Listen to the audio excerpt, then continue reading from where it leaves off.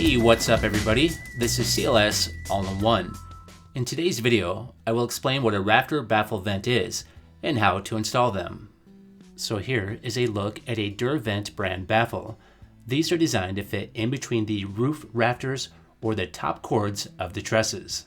These baffles provide a channel of air between the insulation and the roof sheathing and allows the air to flow from the exterior soffit vents and up through to the attic, where the air can then circulate through gable or ridge cap vents.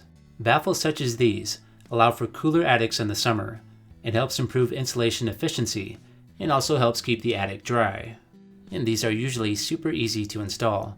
All that is normally needed is just a staple gun. In this picture here, the red X's indicate where the baffle should be stapled. These baffles are available in a variety of sizes.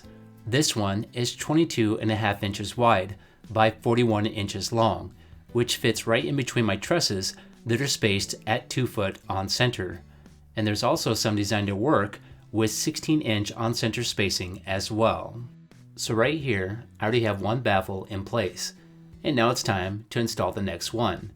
These are made out of a very flexible polystyrene, so they can be formed and folded into position fairly easy, but they are also somewhat fragile and can rip fairly easy, so they need to be handled with care. So right here, I'm securing the baffle to the sides of the trusses with 1/4-inch staples approximately every 3 inches. Then on the front of the baffle, I fold it to where it's sitting on the top plate of the wall, then secure this area with staples as well. And for a little extra support, especially in high wind areas, you can also add a few staples on the baffle where it comes in contact with the roof sheathing. Now this step is optional and can be somewhat challenging to do because these areas are small and the baffles are a little fragile. And here's a look at a couple of baffles after installing.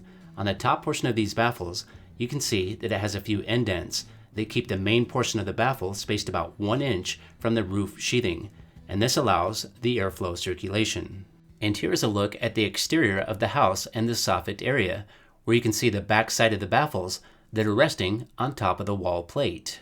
And here it is after installing a vented soffit, which is needed when using baffles, because this is where the airflow enters, then goes through the baffle and up through the attic.